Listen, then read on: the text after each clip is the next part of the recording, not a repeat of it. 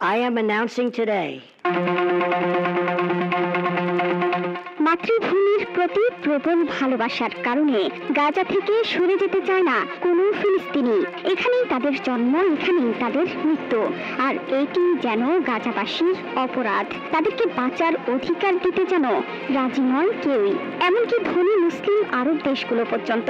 কি সৌদি, কাতার, মিশর বা জর্ডান অথবা সব রাষ্ট্রের এক হওয়ার স্থান জাতিসংঘ, সবাই চুপ করে বসে আছেন। কেউ থামাতে পারছে না বেনিয়ামিন নেতানিয়াহুকে। উল্টো বেনিয়ামিন নেতানিয়াহুর শক্তি বৃদ্ধি করে যাচ্ছেন তার পশ্চিমা মিত্র মার্কিন প্রেসিডেন্ট ডোনাল্ড ট্রাম্প। গাজা আগ্রাসনে ইরান ছিল একমাত্র ফিলিস্তিনিদের বন্ধু।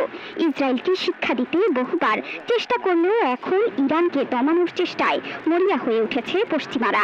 নিষেধাজ্ঞা থেকে হামলার হুমকি, কোনো কিছুই আর বাদ পড়ছে না। We will not continue down a path. Trump president হওয়ার পর তার সবচেয়ে বড় বন্ধুদের একজন বনে গেছেন সৌদি যুবরাজ মোহাম্মদ বিন সালমান। আর এই ট্রাম্পের মদদেই রোজাদার ফিলিস্তিনিদের নির্বিচারে হত্যা করা হচ্ছে। গাজা হস্তান্তর ইস্যুতে কড়া ভাষায় কয়েকটি কথা বলেই দায় সেরেছে সৌদি আরব। একই অবস্থা মধ্যপ্রাচ্যে ধনী দুই দেশ কাতার, আরব আমিরাত। আমেরিকা ইসরায়েলের সঙ্গে তাদের আছে বড় ব্যবসায়িক সম্পর্ক।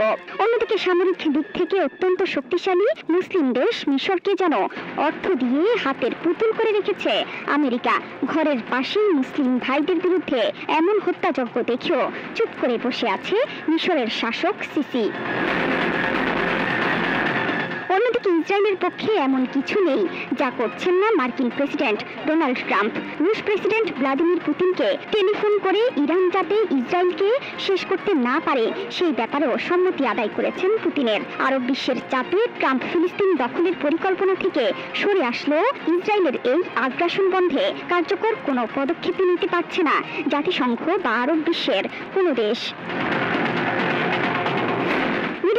আইর এক প্রতিবেদনে বলা হয়েছে, আর কত মায়ের বুক খালি হলে, আর কত বাবা তার মৃত সন্তানকে ধ্বংসস্তূপ থেকে বের করে আনলে, আর কত গণকবর খুলে চোখ খুলবে বিশ্বের মানুষ। দেখছে ফিলিস্তিনিদের রক্ত কতটা সস্তা, কিন্তু সেসব সরকারই আবার মানবাধিকারের কথা বলে, আবার গণতন্ত্র আইনের শাসনের কথা প্রচার করে। তারাই আবার ফিলিস্তিনিদের মারতে অস্ত্র সরবরাহ করছে।